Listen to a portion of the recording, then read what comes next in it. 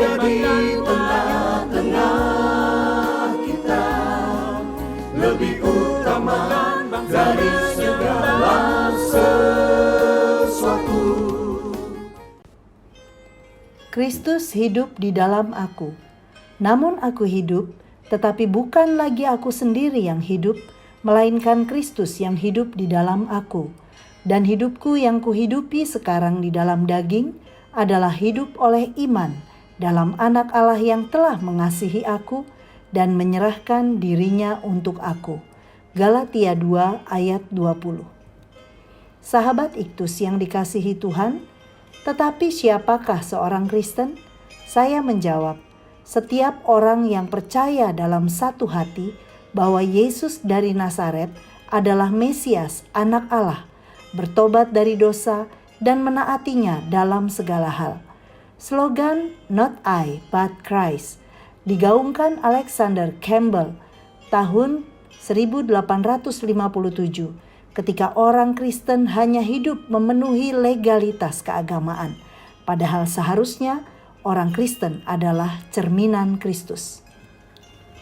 Apa yang ditulis oleh Paulus di pasal 2 ayat 19-20 tidak boleh dipahami lepas dari konteksnya. Ini merupakan respon terhadap situasi konkret di tengah-tengah jemaat. Ada gaya hidup tertentu yang tidak sejalan dengan Injil. Kemunafikan adalah salah satunya. Pasal 2 ayat 11-14. Seseorang yang munafik bertindak tidak selaras dengan apa yang dia yakini sebagai kebenaran. Gaya hidup, bukan aku tapi Kristus, menjadi ciri bahwa Kristus hidup di dalam dirinya. Hal ini diuraikan demikian. 1. Bukan lagi aku sendiri yang hidup. Ayat 19. Ketika seseorang menjadi Kristen sejati, dimulai dari kelahiran barunya, maka ia memiliki gaya hidup bukan aku, yang berarti, pertama, aku telah mati oleh hukum Taurat dan untuk hukum Taurat. Artinya, ia mati terhadap semua pengharapan dan keselamatan dengan melakukan cara itu. Ia tidak dapat dibenarkan dengan melakukan hukum Taurat dan tidak mau lagi berada di bawah perhambaannya. Kedua, aku hidup untuk Allah. Namun jauh dari pemikirannya untuk meninggalkan kewajibannya kepada Allah. Sebaliknya, ia mati untuk hukum Taurat supaya ia dapat hidup untuk Allah. Ajaran Injil yang ia pegang bukannya memperlemah kewajiban tugas untuk ia kerjakan, melainkan malah lebih menguatkan dan meneguhkan tugas itu. Itulah sebabnya, walaupun ia telah mati untuk hukum Taurat, namun itu hanyalah supaya ia dapat menjalani hidup baru dan hidup yang lebih baik untuk Allah. Ketiga, aku telah disalibkan dengan Kristus. Ini menunjuk pada seorang yang telah mengalami operasi salib Kristus dalam dirinya. Dia telah disalibkan, namun ia hidup. Yang disalibkan dengan Kristus adalah manusia lama dengan segala keinginannya. Bandingkan Roma 6 ayat 6. Namun manusia baru itu hidup. Ia mati terhadap dunia ini dan mati terhadap hukum Taurat, namun hidup untuk Allah. Sikap manusia lama dan manusia baru diuraikan dalam Galatia 5 ayat 19-23. 2. Tetapi Kristus yang hidup di dalam aku. Ayat 20. Setelah seseorang menerima Kristus, maka ia memiliki gaya hidup Kristus. Pertama, Kristus yang hidup di dalam aku. Keadaan seperti ini berasal dari persekutuan rohani dengan Kristus. Ketika Kristus menempati hati seseorang, maka ia memiliki persekutuan yang intim dengannya. Bandingkan Wahyu 3 ayat 20. Selanjutnya, kebersamaannya dengan Kristus membawa ia hidup semakin menyerupai Kristus. Kedua, hidup oleh iman dalam Anak Allah.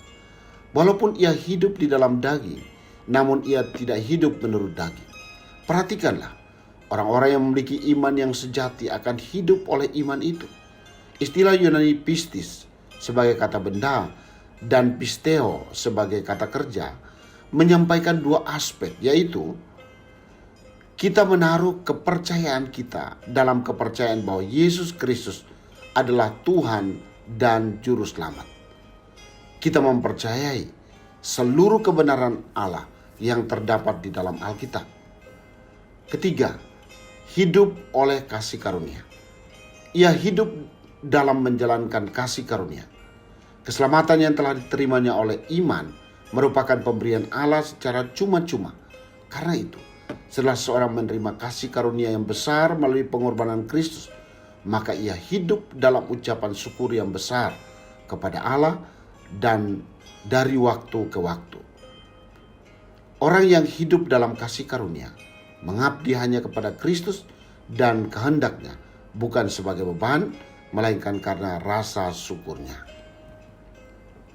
Sahabat Iktus, kehidupan Kristen kita tidak dibangun di atas dasar legalitas keagamaan dengan menjalankan segala peraturan Kristen sebagai beban, melainkan dimulai dari pembaharuan dalam Kristus yang kita alami. Maka kita hidup dalam kasih karunia untuk melakukan apa yang baik, sebagaimana Kristus telah melakukannya. Semakin erat persekutuan kita dengan Kristus, semakin nyata Kristus hidup di dalam kita. Hidup dalam kasih karunia tidak berarti saya hidup seenaknya saja sebagai orang yang telah diselamatkan. Seharusnya hidup keagamaan saya lebih baik daripada orang yang belum menerima kasih karunia di dalam Yesus Kristus. Karena kehidupan saya telah ditebus oleh darah Kristus yang mahal, maka saya seharusnya memiliki kualitas hidup seperti Kristus. Melalui diri saya, orang lain dapat melihat dan mengenal siapa Kristus, bahkan menerima Dia sebagai Tuhan dan Juru Selamat. Sahabat Iktus yang dikasihi Tuhan, apakah saya telah menyalibkan kehidupan lama saya dengan segala keinginannya? Apakah hidup saya semakin serupa dengan Kristus? Apa yang menjadi tujuan hidup saya? Apakah untuk menyenangkan diri sendiri atau menyenangkan hati Tuhan? Tuhan Yesus, hidup saya bukanlah milik saya sendiri, karena hidup saya telah ditebus oleh darah-Mu yang mahal melalui pengorbanan-Mu di kayu salib. Hidup saya sepenuhnya hanya untuk menyenangkan hati-Mu, dengan cara hidup menurut kehendak-Mu. Saya tidak mau mempermainkan kehidupan dalam kasih karunia, melainkan saya mau menjadi Kristen sejati yang mencerminkan kehidupan-Mu, sehingga orang lain dapat melihat Engkau hidup di dalam diri saya. Amin. Berkata tidak untuk keinginanku sendiri, berkata ya terhadap kehendak Kristus. Kristus ada di tengah-tengah kita, lebih utama dari segala sesuatu. Kristuslah yang harus ku beritakan hingga datangmu Kristus.